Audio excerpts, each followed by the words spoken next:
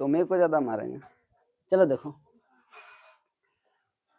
कल कहाँ तक हुआ था, मतलब एग्जाम्पल 2 हो गया था ना, एग्जाम्पल 2 हुआ था, अब एग्जाम्पल कितना बता रहे हैं 3। देखो एग्जाम्पल 3, चलो देखो तो क्या है, यहाँ बोल रहा है दर्शाइए कि एक धनात्मक विषम पूर्णांक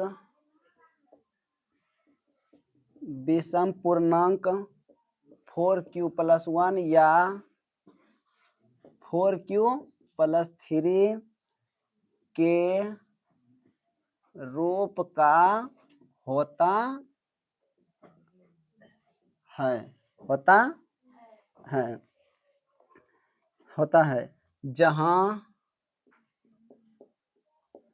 q एक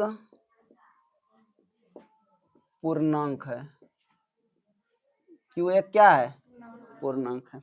देखो समझो थोड़ा, कल हिसाब यही बताए थे ना, यहाँ दो उसके जगह यहाँ पे क्या कितना था, 2 था और यहाँ 2 था ना, और यहाँ पे कितना दे दिया 4, तो दोनों हिसाब वही है। तो वहाँ सम और विषम हमको दोनों साबित करने बोल रहा है, नहीं बोल रहा था। यहाँ पे हमको सिर्फ देखो क्या लिखा है, दर्शाइए कि एक धनात्मक, सिर्फ यहाँ ओनली हमको क्या करना है, विषम, क्या करना है, विषम साबित। देखो मतलब यहाँ 4q + 1 या 4q + 3 में q का मान कुछ भी रखेंगे तो क्या आएगा, विषम।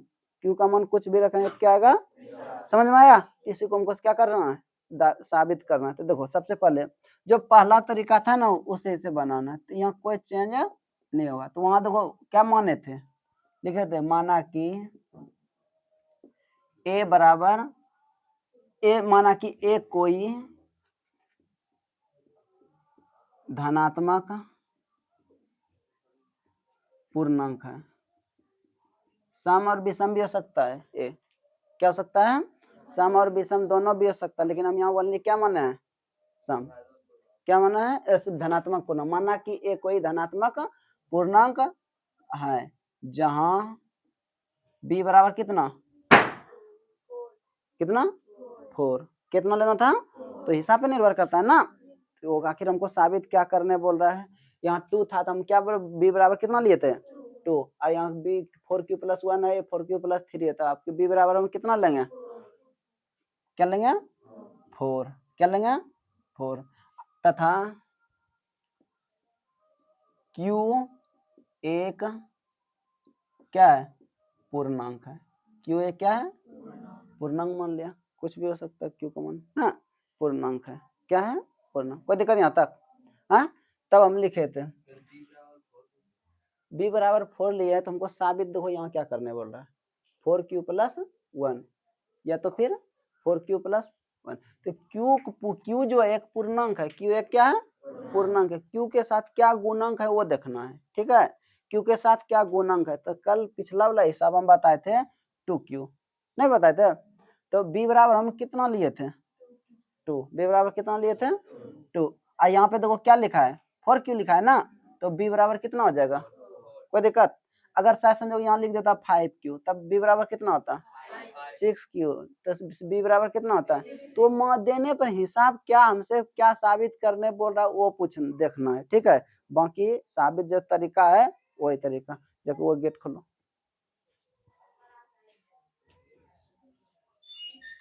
पूरा खोल दो, ठीक है।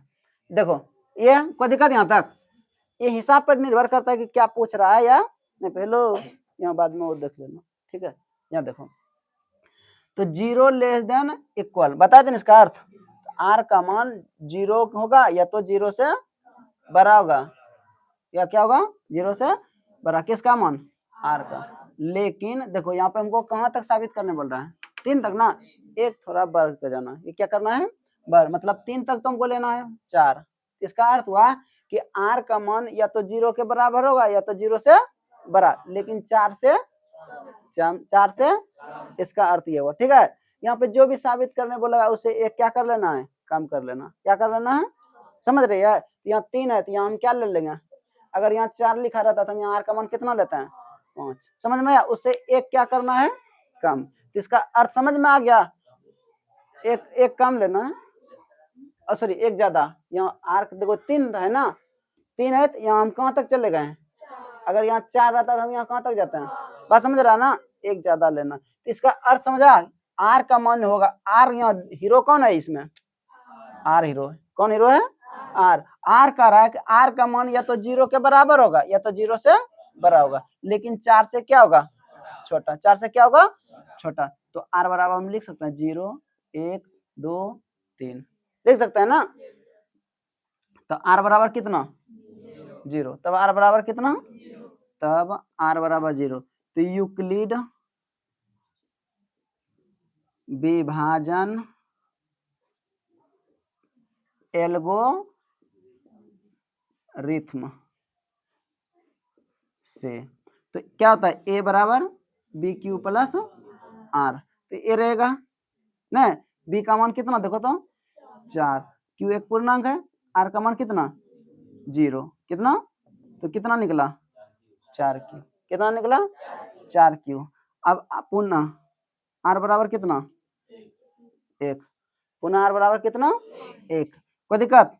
तो a बराबर कितना होगा, इसमें बैठाना ना, तो 4q प्लस 1, तो फिर r बराबर ये सबका मान बैठाना है, 0 बैठा लिया, देखो यहाँ बैठा है मान 1 बैठा है, r बराबर आपकी बार कितना 2, फिर r बराबर 2, तो a बराबर कितना होगा 4q प्लस 2, तो पुनः r बराबर कितना आपकी बार 3, कितना, तो a बराबर कितना होगा 4q प्लस 3। यहाँ तक कोई दिक्कत, देखो हमको जो जो मिल कहा वो मिल गया, नहीं मिला 4q प्लस ये q है, क्या है 4q प्लस 1, देखो कहीं पे मिला 4q प्लस 1, इसके बाद क्या मिला है 4q प्लस 3, 4q प्लस मिल गया ना।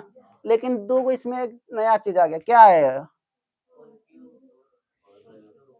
आया ना, ये दोनों तुमको साबित नहीं करना है, बोल रहा है क्या, ये दोनों बात बोल रहा है साबित करना। पवन समझ रहे हो, देखो तुम लोगों से एक ही बात कहेंगे कि जहां जो भी नहीं समझ पाओगे वहां पूछना, ठीक है, पूछोगे तुमको दिमाग में प्रवेश करा देंगे, जब तक नहीं समझ पाओगे तब तक उसे आपको फिर बता देंगे तोड़ मोड़ के, ठीक है, इसलिए पूछोगे तभी, नहीं तो ऐसे हम उतना बता देते हैं कि तुमको कभी मौका ही नहीं देते हैं पूछने के लिए, देते हैं क्या, इसलिए जहां नहीं समझ में आए तुरंत पूछो, हर कोई से समझ में आ रहा है, समझ रहे हैं, हाँ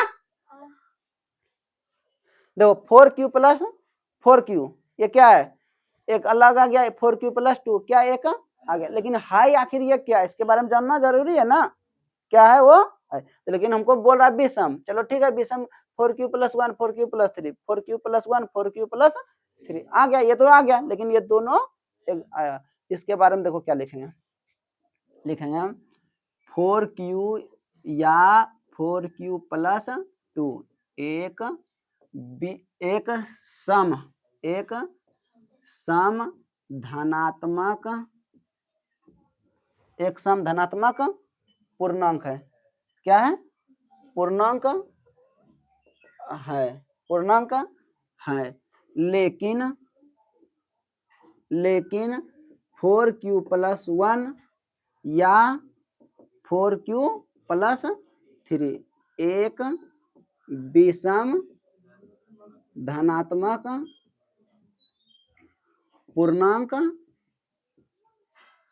है, अब जांच करना है, क्या करना है, चलो देखो पहले हम क्या लिखें 4q या 4q प्लस 2, ऑब्जेक्टिव आएगा इस तरफ लिख देगा, चैप्टर जैसे खत्म होगा ना, चैप्टर बता रहा ना, जैसे खत्म होगा इसके बाद हम तुमको सारा तरह क्या बता देंगे, ऑब्जेक्टिव क्या बता देंगे, कल कहाँ गई थी, हाँ देखो सारा तरह ऑब्जेक्टिव मतलब किस तरह पूछेगा, बिहार बोर्ड का जो एग्जाम का पैटर्न है सारा तुमको हम क्या कर देंगे पूछ देंगे, और हर हिसाब का तरीका ऐसे बनाने के क्रम में ही बता देते हैं कौन सा ऑब्जेक्टिव कैसा रहेगा ना। तो इस तरह लिख देगा, बोलेगा ये लिख देगा ये लिख देगा, कोई भी लिख देगा, पूछेगा कौन की सम है कौन विषम है, तो मान क्यू का मान अपने से बैठाओ, जो सम आएगा तो सम हो गया, जो विषम आ गया उसको क्या कहेंगे कोई दिक्कत नहीं। देखो पहले इसके बारे में समझो, 4 क्यू, ये ना क्यू का मान कुछ भी बोलो, हाँ थोड़ा जोर से बोलो, 3। तो क्यू बराबर कितना 3, तो 4 गुना 3, तो 4 तिया क्या हुआ 12, सम है या विषम, सम है ना। और चलो ठीक है, यहाँ की तो क्या लिखा है 4q प्लस 2, तो q का मान कुछ भी बोलो 4, q का मान कितना बोलिया 4, 4 गुना 4 प्लस 2, 16 प्लस 2 कितना हुआ 18, सम है या विषम, कोई दिक्कत, हाँ कोई दिक्कत, तो सम समझ गया ना। इसलिए यहाँ देखो ये आया सम, तो हम यहाँ क्या लिख दिया सम, क्या लिख दिया, तो लेकिन अब विषम भी लिखे ना, चलो बोलो देखो क्या लिखा है 4q plus 1, 4q plus 1, 4q plus 1, तो q का मान कुछ भी बोलो, रुको ए लड़का दीवार से लगो, हाँ बोलो 5, q बराबर कितना लिया 5, q बराबर 5, तो 4 गुना 5 प्लस 1, तो 4 पंचे 20 प्लस 1 कितना हुआ 21, सम या विषम, 21 सम है या विषम, विषम है ना, तो समझ रहा, तो विषम है तो इसलिए हम क्या लिख दिए विषम, विषम है तो विषम लिखे हैं, तो सम है तो क्या लिखे हैं, समझ रहे है ना, किसी को दिक्कत, चलो आगे बताएं, तो चलो ठीक है। इसके बाद देखो और लिखे हैं, क्या लिखे हैं 4q3, ये ना, तो q का मान आप कुछ बोलो, ए तुम लड़की सब कौन है, हाँ 40, 4, थोड़ा जोर से बोलो रे, q बराबर कितना 4, q बराबर कितना 4, तो 4 गुना 4 प्लस 3, तो 4 चौक 16 प्लस 3, तो 16 3 कितना होता है 19, 19 बताओ, ये भी विषम है तो ये भी क्या है, इसलिए यहाँ क्या लिखे हैं विषम। ऑब्जेक्टिव इस तरह आएगा तो तुम लोग छोड़ोगे कि बनाओगे, छोड़ना नहीं तोड़ के बनाना है, क्या करना है, ये है देखो लिखा हुआ है यूक्लिड विभाजन एल्गोरिथम, ये गणितज्ञ था, इन्होंने एक सूत्र बनाया, कल बताए थे पिछला वीडियो पीछे बताए थे ना, भाज्य बराबर भाज्य गुना भागफल जोड़, बताए थे ना, तो भाज्य को हम किससे सूचित करते हैं, अब भाज्य को भागफल को और शेषफल को इसी को सूचित किया ना, इन्होंने एक सूत्र दिया, कितना क्या दिया a बराबर बी क्यू प्लस किसने यूक्लिड विभाजन ना, इसी को या तो यूक्लिड विभाजन नाम लिख के क्या लिख देता है लेमा, क्या लिख देता है, तो हरभरा ना नहीं, इसी तरह किसी को दिक्कत आ समझ रही है, चलो ठीक है उतर उतर,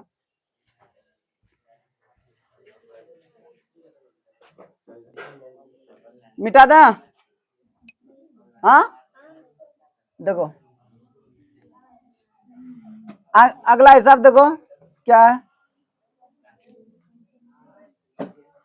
एग्जाम्पल 4, एग्जाम्पल 4 जो है देखो क्या है, ए सुनो एग्जाम्पल 4 अब लिखते नहीं, थोड़ा बड़ा है, ठीक है थोड़ा क्या है बड़ा है, कहता एक मिठाई विक्रेता के पास 420 काजू की बर्फियां, एक मिठाई बेचने वाला, रे लड़का एक मिठाई बेचने वाला, कल दीपावली था ना तो मार्केट गए होगे, तो मिठाई का देखना वो क्या करता है सजा कर रखता है, इस तरह रहता है ना बर्तन रे, इस तरह रहता है ना, ट्रे उसको बोलते हैं जो भी बोलते हैं, इस तरह रहता है, इसमें मिठाई वो क्या करता है सजा कर रख देता है, सजाता है ना, तो पहला लाइन में देखना इस तरह सजाएगा, सजाता है, फिर लाइन ऐसे कर देता है, करते जाता है, चलो देखो इस तरह ढेरी बनता है ना, बनता है ना, तो सुनो वो क्या कहता है, कहता है कि एक मिठाई विक्रेता के पास 420 काजू की बर्फियां, लिखो काजू की बर्फी,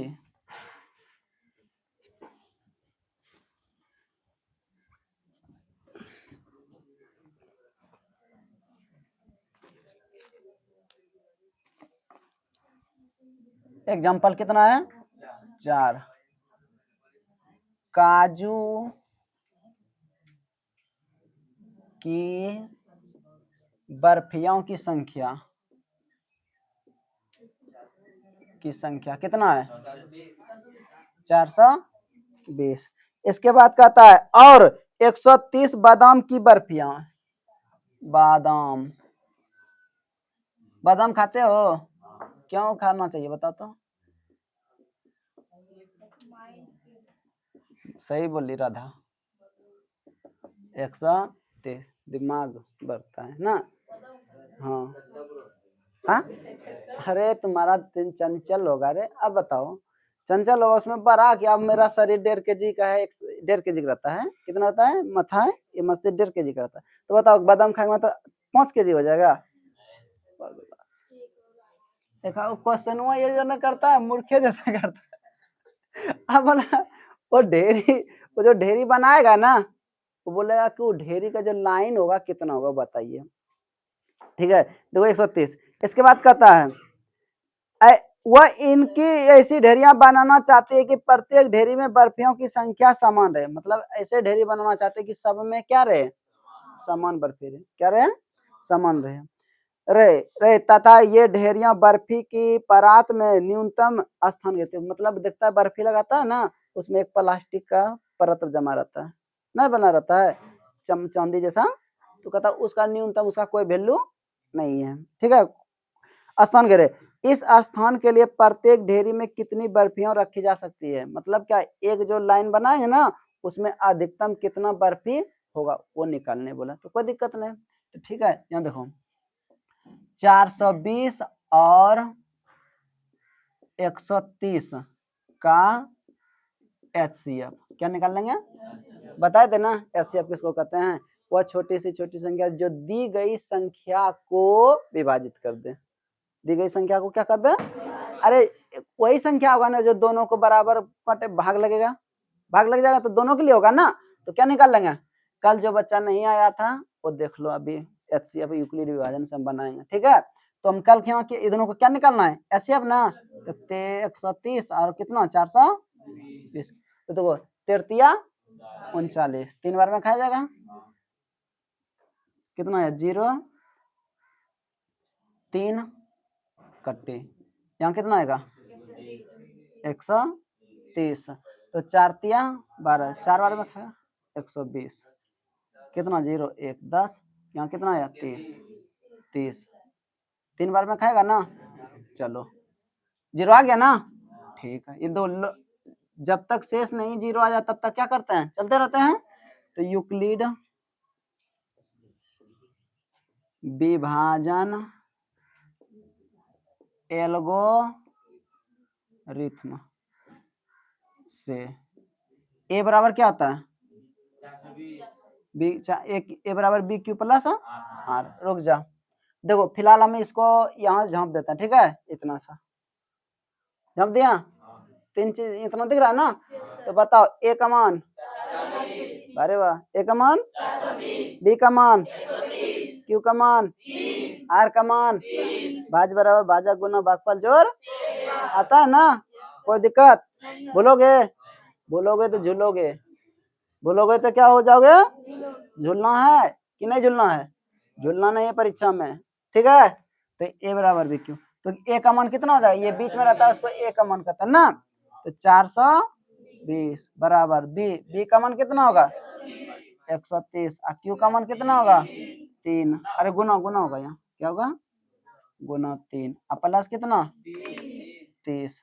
अब ये स्टेप खत्म हो गया ना। अब स्टेप इसको हटा दो, इसको देखो इधर देख लिया। तो अब ए बराबर 100, बी बराबर, क्यू बराबर, आर बराबर 10। कोई दिक्कत, तो 130, अरे 130 बराबर, इसके बाद 30 गुना 4 प्लस 10। अब की बार ये खत्म, स्टेप हो गया। अब स्टेप यहाँ नीचे आएगा ना। तो ए बराबर, बी बराबर, क्यू बराबर, आर बराबर, हम बोले थे ना आर का मान जब तक 0 ना आ जाए तब तक चलते रहना ना। तो अब की बार कितना हो जाएगा 30 बराबर, तो 10 गुना 3 प्लस एक ट्रिक और बता दें। अब देखो दिमाग जैसे जैसे आगे बढ़ते हैं ना बच्चा समझ जाते हैं, तब दूसरा ट्रिक बनाते हैं। देखो पहला स्टेप लिख लो। ठीक है, पहला स्टेप क्या करो लिखो। तो 420 था वर्ग यहाँ दे दिया इतना, इसको सॉल्यूशन करोगे तो यही दोनों बराबर होगा, नहीं देखना है। 3 तिया 39, मतलब 130 तिया 390 हुआ, और 30 जोड़ दो कितना हुआ 400 पूरा ना। देखो पहला स्टेप हो गया, अब तो ये जो बी का मान जो रहता है वो अब दूसरा स्टेप में क्या बन जाता है, ए क्या बन जाता है, देखो सब में वही हुआ होगा, बन रहा है ना। तो बताओ दोनों, अब हर ढेरी में कितना एचसीएफ निकला, एचसीएफ 10 निकला, कितना निकला 10। तो प्रत्येक ढेरी में कितना बार फिर आएगा 10, देखो 10 से 130 में भी भाग लग रहा है, 10 से 420 में भी क्या लग रहा है, भाग लग रहा है ना। तो एचसीएफ किसको, वो छोटी से छोटी संख्या जो दी गई संख्या, तो दी गई संख्या यही ना, ये ना, से पूरा पूरा विभाजित कर दे, को पूरा विभाजित कर दे, तो उसी को क्या कहते हैं एचसीएफ। तो बताओ ढेरी में बर्फियों की समान कितना होगा, ढेरी में प्रत्येक ढेरी में प्रत्येक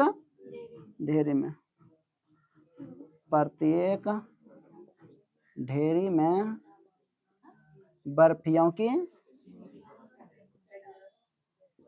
संख्या कितना होगा 10। किसी को दिक्कत, चलो।